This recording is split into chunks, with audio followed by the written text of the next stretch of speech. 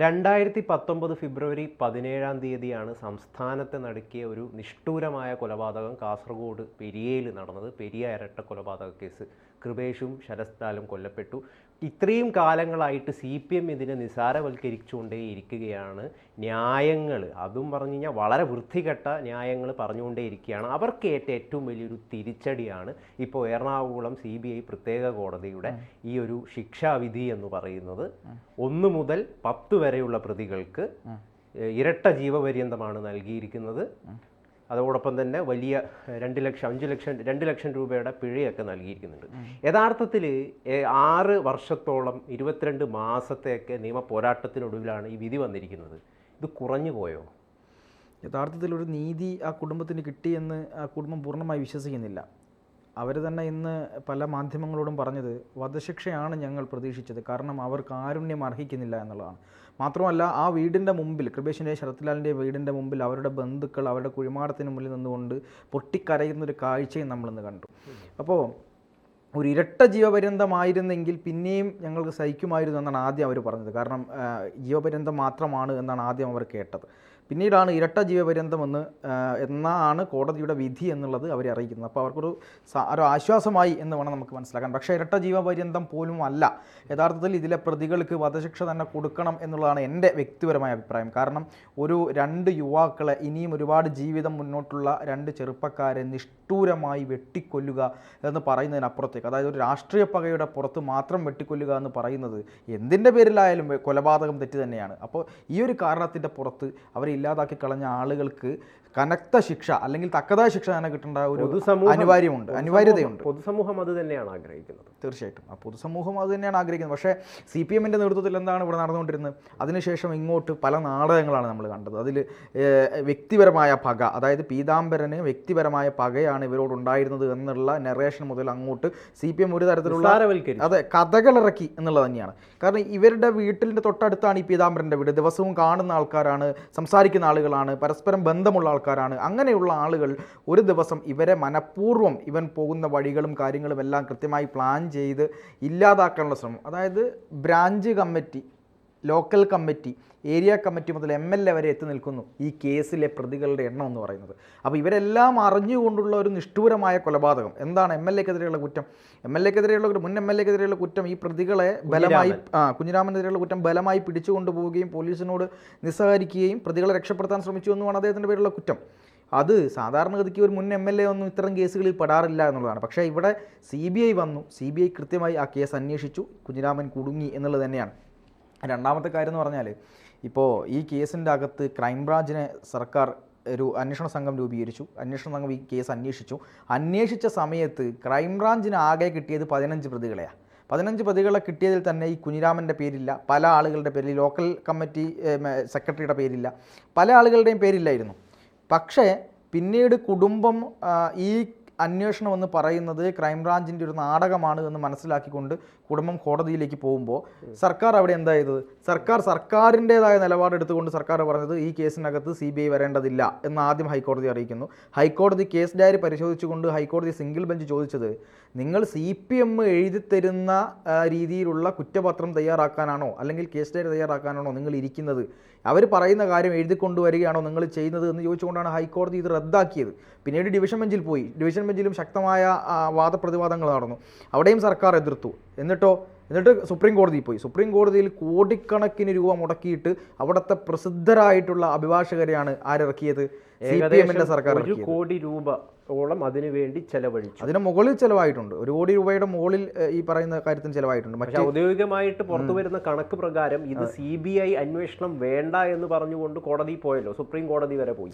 അതിന് 1 കോടി രൂപ വരെ ചെലവായി എന്നാണ് പറയാൻ നമുക്ക് സാധിക്കുക. അങ്ങനെയാണ് കണക്കുകൾ പുറത്തു വരുന്നത്. യഥാർത്ഥത്തിൽ നമ്മൾ ഇതിൽ അന്വേഷിക്കേണ്ട ഒരു കാര്യം എന്ന് പറയുന്നത്, ഇത് പൂർണ്ണമായിട്ടും പാർട്ടിയുടെ ഒരു വിഷയമാണ്. ആ പാർട്ടിയെ സംബന്ധിക്കുന്ന ഒരു വിഷയത്തിന് കേരള പൊതുസമൂഹത്തിൻ്റെ ഖജനാവിൽ നിന്ന് നമ്മളൊക്കെ ടാക്സ് അടക്കുന്ന നമ്മളൊക്കെ നൽകുന്ന പണത്തിൽ നിന്ന് ഈ പ്രതികളെ വിട്ടു നൽകണമെന്ന് ആവശ്യപ്പെട്ടുകൊണ്ട് കോടതിയെ സമീപിക്കുക, CBI അന്വേഷണം വേണ്ട എന്ന് പറയുന്നത് എന്തൊരു തോന്നിയവാസമാണിത്? അല്ല, ഇത് തോന്നിവാസമെന്ന് പറയാൻ പറ്റുമോ? കാര്യം എന്താണെന്ന് വെച്ചാൽ ഇവിടെ ഇതിനെ അനുകൂലിക്കുന്ന കുറേ അധികം അടിമകൾ ജീവിക്കുന്ന നാടല്ലേ ഇത്. ഇതിനെപ്പോലും അനുകൂലിച്ചുകൊണ്ട് ന്യായീകരണ ക്യാപ്സ്യൂളുകൾ ഇറക്കുന്ന ഒരു നാട്ടിൽ നിന്നുകൊണ്ട് ഇത് ചെയ്യാമെന്നുള്ളതാണ് CPM-ൻ്റെ നിലപാട്. കാരണം CPM-ൻ്റെ മുഖ്യമന്ത്രി കരുത്തനാണ്, ഇരട്ടച്ചങ്കനാണ് എന്നൊക്കെ പറഞ്ഞുകൊണ്ട് കാര്യങ്ങൾ പറയുകയും അവരെന്ത് ചെയ്താലും ഇതൊന്നും കുറച്ച് കാലത്തേക്ക് ഒരു ചർച്ചാ വിഷയമാകും, പിന്നീട് ഇത് എവിടെയും പൊന്തില്ല.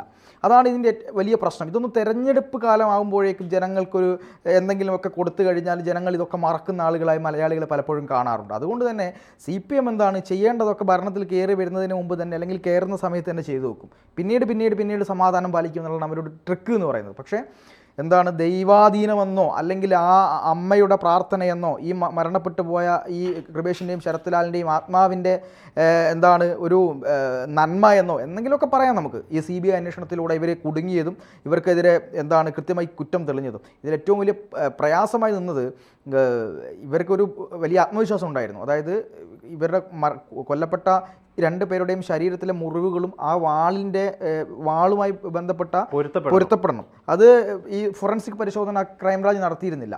അപ്പോൾ അവരെ ബോഡി കൃത്യമായിട്ട് പിന്നെ എന്താണ് സംസ്കരിച്ചു. അതിനുശേഷം അത്തരം കാര്യങ്ങൾ ചെയ്യാൻ പറഞ്ഞാൽ ഭയങ്കര ബുദ്ധിമുട്ടാണ്. അപ്പോൾ കൃത്യമായിട്ട് ആദ്യമേ പ്രതികളെ രക്ഷിക്കാനുള്ള ഇടപെടലുകൾ ഇതിലുണ്ടായിരുന്നു. തീർച്ചയായും. അതായത് ആദ്യമേ ലോക്കൽ പോലീസ് ചെയ്തത് പ്രതികളെ സംരക്ഷിക്കാനും തെളിവുകൾ എങ്ങനെ ഇല്ലാതാക്കാം. പിന്നീട് ക്രൈംബ്രാഞ്ച് വന്നതിന് ശേഷം ക്രൈംബ്രാഞ്ച് ഏകദേശമുള്ള തെളിവുകളൊക്കെ എങ്ങനെ ഇല്ലാതാക്കാം എന്നുള്ളതിൽ ഗവേഷണം നടത്തുകയായിരുന്നു ക്രൈംബ്രാഞ്ച്. അത് തന്നെയാണ് ഹൈക്കോടതിയും പറഞ്ഞത്. പിന്നീട് CBI വന്നു. യഥാർത്ഥത്തിൽ CBI നമ്മൾ എന്താ പറയുക നമിക്കണം എന്നൊക്കെ പറയില്ലേ. CBIയുടെ 2 ഓഫീസർമാരുണ്ടായിരുന്നു, എനിക്ക് അദ്ദേഹത്തിൻ്റെ പേര് മറന്നുപോയി. ഒരു നമ്മുടെ അദ്ദേഹത്തിൻ്റെ പേരിനോട് വിട്ടുപോയി. മലയാളിയായിട്ടുള്ളൊരു ഓഫീസറാണ് അദ്ദേഹം. വളരെ ഒരുപാട് കേസുകൾ അന്വേഷിച്ച് കൃത്യമായിട്ട് എന്താണ് നല്ല അന്വേഷണ ഉദ്യോഗസ്ഥനായി വന്ന ഒരു സേതുരാമയ്യർ CBI മോഡലിലൊക്കെ അറിയപ്പെടുന്നൊരു ഉദ്യോഗസ്ഥൻ. അദ്ദേഹം ഈ കേസ് അന്വേഷിച്ചു എന്നുള്ളതാണ്. ആ കേസ് അന്വേഷിച്ചത് കൊണ്ട് തന്നെ എവിടെയൊക്കെയാണോ വിട്ടുപോയ തെളിവുകൾ കൂട്ടിച്ചേർത്ത് കൃത്യമായി കോടതിക്ക് മുന്നിൽ ബോധ്യപ്പെടുത്താൻ ഇവർക്ക് സാധിച്ചു. ഈ പറയുന്ന KV കുഞ്ഞിരാമൻ എന്ന് പറയുന്ന MLA-യുടെ പങ്ക് വെളിച്ചത്ത് കൊണ്ടുവരാൻ അവർക്ക് സാധിച്ചു.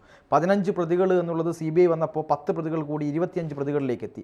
അങ്ങനെ കൂടുതൽ പ്രതികളെ പിടിക്കുകയും CPM-ൻ്റെ ഇതിലുള്ള ഇടപെടലുകളെ പറ്റി കൃത്യമായി മനസ്സിലാക്കുകയും എന്തുകൊണ്ടാണ് CPM ഇത്തരത്തിൽ ശരത്ലാലിനെയും കൃപേഷിനെയും ഇല്ലാതാക്കാനുള്ള ഒരു രാഷ്ട്രീയ തീരുമാനമെടുത്തത് ഒരു രാഷ്ട്രീയ തീരുമാനത്തിൻ്റെ പുറത്തായിരുന്നു എന്നുള്ളത് കൃത്യമായി അവതരിപ്പിക്കാനും ആർക്ക് കഴിഞ്ഞു? CBIക്ക് കഴിഞ്ഞു എന്നുള്ളതാണ്. ഇതിൻ്റെ കാരണമെന്ന് പറയുന്നത് ഒരു വ്യക്തിപരമായ വൈരാഗ്യമോ അല്ലെങ്കിൽ ഒരു 2 സഖാക്കൾ തമ്മിലുള്ള പ്രശ്നമോ ആയിരുന്നില്ല. കൃത്യമായി പറയുന്നുണ്ട് CPM-ന് ഇവരോടുള്ള വൈരാഗ്യമായിരുന്നു ഈ പറയുന്ന കൊലപാതകത്തിലേക്ക് പറയുന്നത്. ഇതിന് മുന്നോടിയായിട്ട് SFI KSU സംഘർഷം ഒരു കോളേജുമായി ബന്ധപ്പെട്ടിട്ട് നടന്നിട്ടുണ്ടായിരുന്നു. അതിൻ്റെ അടിസ്ഥാനത്തിലാണ് അതുമായി ബന്ധപ്പെട്ടിട്ട് പിന്നീട് രൂപപ്പെട്ടൊരു തർക്കത്തിൻ്റെ ഭാഗമാണ് ഈ കൊലയിലേക്ക് അവശേഷിക്കുന്നത് എന്നാണ് CBI പോലും കണ്ടെത്തിയിരിക്കുന്നത്. കോടതിയോട് അതാണ് വ്യക്തമാക്കിയിരിക്കുന്നത്. ഇവിടെ നമ്മൾ പ്രധാനമായിട്ട് നോക്കേണ്ട ഒരു വിഷയം എന്താണെന്ന് വെച്ച് കഴിഞ്ഞാൽ ഇവർ കുറ്റക്കാരാണെന്ന് കഴിഞ്ഞ ദിവസം കോടതി കണ്ടെത്തിയപ്പോൾ AK ബാലനെ പോലുള്ളവർ, അതേപോലെ തന്നെ മറ്റ് കാസർഗോഡ് ജില്ലാ സെക്രട്ടറി, അതുപോലെ തന്നെ ബാലനെ പോലുള്ളവരൊക്കെ വന്നിട്ട് പൊതുസമൂഹത്തിൻ്റെ മുമ്പിൽ നോക്കി പ്രതികരിക്കുന്നത് പാർട്ടിക്ക് ഇതിൽ യാതൊരു പങ്കുമില്ല എന്നാണ്. CBI നടത്തിയിരിക്കുന്നത് ഗൂഢാലോചനയാണെന്നാണ് ഈ കാസർഗോഡ് ജില്ലാ സെക്രട്ടറിയൊക്കെ പ്രതികരിച്ചത്. ഇതിൽ 4 പ്രതികൾ കുറ്റക്കാരാണെന്ന് കണ്ടെത്തിയ 4 പേര്, 10 പേരിൽ 4 പേര് എന്ന് പറയുന്നത് CPM പ്രവർത്തകരാണ്. അപ്പോൾ പിന്നെ അത് മാത്രമല്ല മറ്റ് പ്രതികൾ എന്നൊക്കെ പറയുന്നത് മറ്റ് അണികളാണ്. CPM-ഉമായിട്ട് നിരന്തരമായിട്ട് മറ്റ് നേതൃസ്ഥാനത്തിലൊന്നും ഇരുന്നില്ലെങ്കിലും നിരന്തരമായി ബന്ധപ്പെടുന്ന പ്രവർത്തകർ തന്നെയാണ്. അപ്പോൾ പിന്നെ ഗുണ്ടകളാണ്. അതെ, ഗുണ്ടകളാണ്. എങ്ങനെയാണ് ഇങ്ങനെ കള്ളം പറയാൻ പറ്റുന്നത് പൊതുസമൂഹത്തിന്റെ മുമ്പിൽ വന്നിട്ട് എന്ന് ആലോചിച്ച് പോകുന്നുണ്ട് ജനം. അതുകൊണ്ട് തന്നെയാണ് യഥാർത്ഥത്തിൽ ഇവിടെ കമ്മ്യൂണിസ്റ്റ് വിരുദ്ധത വളരെ ശക്തവും വളരെ ഫലപ്രദമായ രീതിയിൽ പ്രചരിച്ചുകൊണ്ടിരിക്കുന്നത്. യഥാർത്ഥത്തിൽ TP ചന്ദ്രശേഖരൻ വധക്കേസ് അത് ഇവരുടെ ഒരു തകർച്ചയുടെ ആരംഭം കുറിച്ചൊരു കൊലക്കേസായിരുന്നു. അത് യഥാർത്ഥത്തിൽ TPയെ പോലുള്ള ഒരു കറകളഞ്ഞ കമ്മ്യൂണിസ്റ്റുകാരനെ സ്വന്തം പാർട്ടിക്കാർ തന്നെ വെട്ടിക്കൊലപ്പെടുത്തുന്നു എന്ന് പറയുന്നത് അല്ല. KK രാമൻ കൃത്യമായി പ്രതികരിച്ചല്ലോ. അപ്പോൾ എന്തായാലും നമുക്ക് അവസാനിപ്പിക്കാനുള്ള സമയമായി. ആ സമയത്ത് നമുക്ക് പറഞ്ഞു വെക്കാനുള്ളത് ഇത്ര മാത്രമാണ്. TPയുടെ വധത്തിൽ നിന്ന്, ഷുക്കൂറിൻ്റെ വധത്തിൽ നിന്ന്, ഷുഹൈബിൻ്റെ വധത്തിൽ നിന്ന്, ഫസലിൻ്റെ വധത്തിൽ നിന്ന്